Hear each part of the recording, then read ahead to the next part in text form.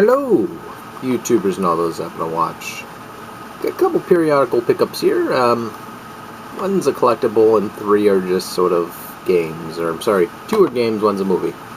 So, I looked at that case, thought it was a PS3 game or something, I don't know why. So, anyway, I basically picked up one of these. Slug Zombie, Scary Little Guys. I believe I already have this one, which I do. But, it doesn't hurt to collect more of these. I mean, at some point in the future, they'll be valuable or something else, or someone might be interested in trading for it, I don't know. But it's still a cool little figurine nonetheless, or a bundle of figurines.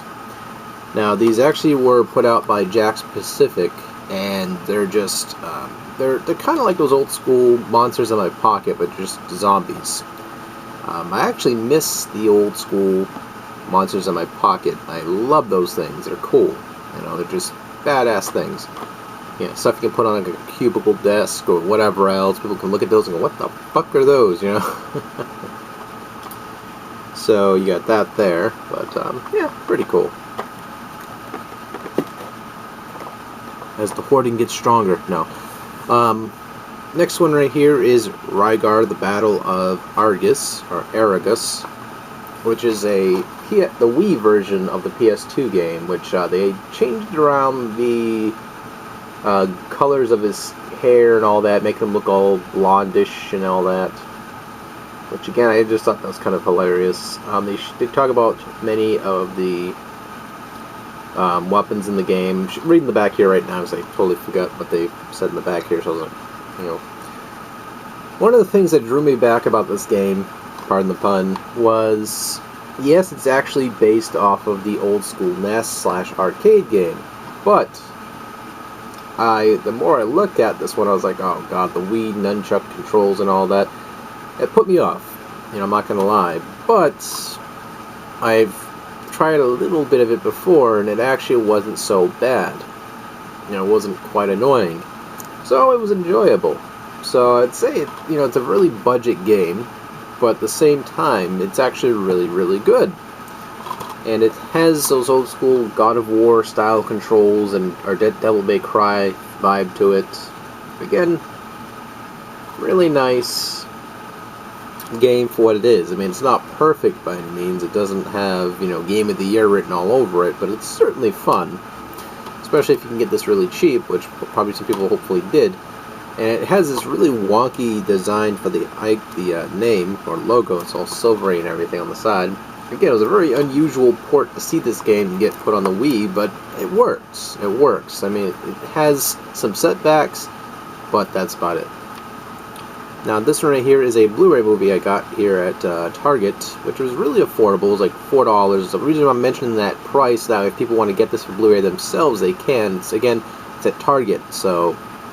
And of course, it's American Psycho. Really good movie. Really good movie. That's the only reason why I would even buy this movie. It's because it's just so good. In the second movie, I can't really say too much about. I can't give an opinion because I haven't necessarily watched it. I think there's a third one too, I think someone told me about. I gotta look it up. I don't know.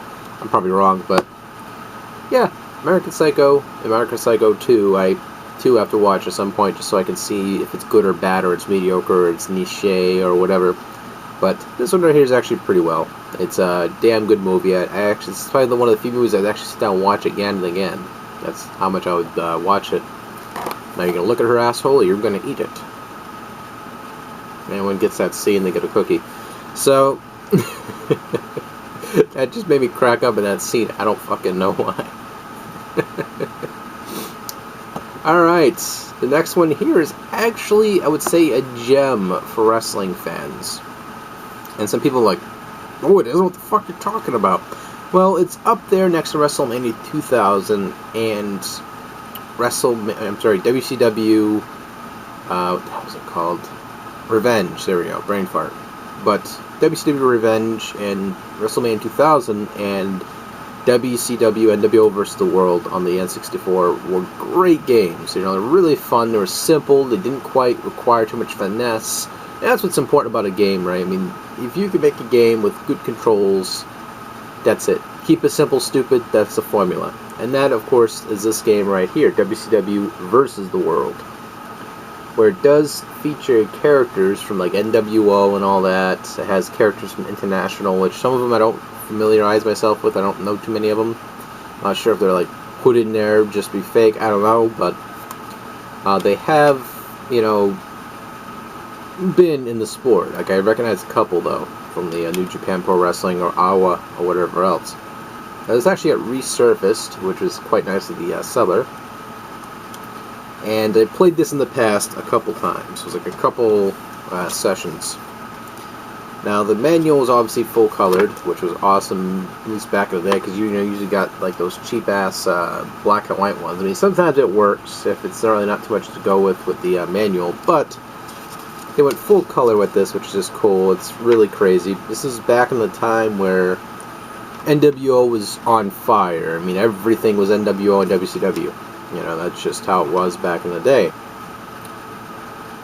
And it just had so many cool characters in here, and it had like Eddie Guerrero, DDP. I'm just looking at some of the manual because I haven't necessarily looked at every ounce of it.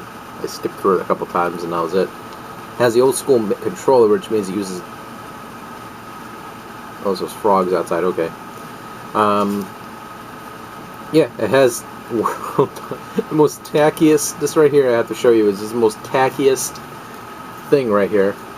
I mean, that's the thing about WCW, right? They had the most tackiest thing going. I mean, they were a good product, high budget, more than WWE at the time, and this is how the reason I know all this crap is because the WWE Network for $9.99 a month. No, I'm kidding. Basically, it was all because, you know, the budget. You know, this information was just astounding to know because you have this company that had great wrestlers, you know, iconic wrestlers and legends in there, but didn't know what the fuck to do with themselves, so eventually they created a gimmick with Scott Hall and Kevin Nash, and again, I'm explaining something people already know if they watch wrestling or known of WCW at the time, so they have a lot of cool characters. This one here I thought was really cool too, I was looking for it, was Eddie Guerrero with that. I don't know why, it just makes me crack up because of the whole shit behind him. It's like, what the hell is this? They have a little mail-in card, which again was pretty cool. They have Chris Benoit in there. I liked his WWE music. So, what else? Another thing I thought was interesting as well was the fact that they have Hulk Hogan in his old school attire, but then they have Hulk Hogan NWO in there, which I just thought was weird. But, yeah, that's generally all there was to this game. The reason why I'm talking about it so much is because they have Dead or Alive Wrestling, they had Samurai Wrestling Federation, Neo Strong Stop Wrestling, Empire Wrestling Federation. I was trying to name out these, which I'm going to try to look these up after. See if they actually were a federation, if not. Independent Union Wrestling, which is green. Then the back here had some pretty cool images. A lot of promotional sales here, really cheap, tacky sales here. You have photo snapshots of the actual wrestling, such as Hulk Hogan and Ric Flair. You know, the belt holders, which you can keep a little record of that in the back if you really give a fuck.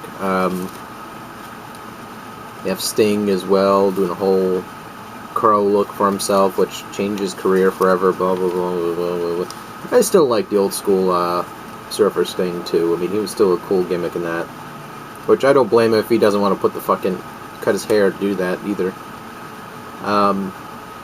They also have the merchandise from 1997, which was actually pretty funny. Michael's over here. He was one of the worst Four Horsemen I ever saw in my life. Boy, kills me inside. He was really bad on commentary as well. It's like me jumping into a commentary for WCW and me not knowing what the fuck I'm doing, which I wouldn't know what the hell I'm doing, and I would just be like, that was a suplex, I think, you know. So, there you have it.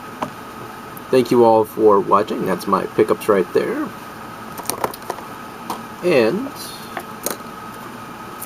thank you all for watching. And this right here, by the way, my youngest niece made for me, which was pretty much so I can have like soups or whatever up here, and I can just put it down right there, so it'll burn the wood or whatever. Even though technically I wouldn't burn the wood, but it's just nice to have it there, and I can carry things around if they're too hot or too cold. Actually, too cold, I'll probably enjoy it. I'm frisky that way. So yeah, here you go. Take it easy, touch your nipples, see you later.